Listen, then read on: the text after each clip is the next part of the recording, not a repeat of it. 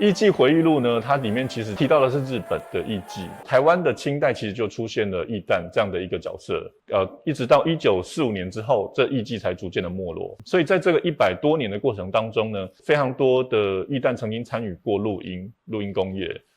金鸟音唱片公司呢是台湾最早把艺旦请到日本去录音的一家唱片公司。当时呢，其实胜利唱片公司也好，哥伦比亚唱片公司也好，他们都有很多的艺旦。100年前的这些艺旦们，他们都是训练有素。第一个，他们要识字，他们要知道现在文人他们在关心的是什么，时事是什么。第二个呢，他们自己要会诗词，所以他们有很多人都是琴棋书画样样精通，而且尤其呢，训练他们的人听说都是非常严格的，每一个都是很角色。有一首歌叫做《乌猫行进曲》，其实就是秋蝉唱的。那这个雪梅思君呢，是艺旦幼良唱的。然后还有一个艺旦也很红，它的艺名叫做青春美。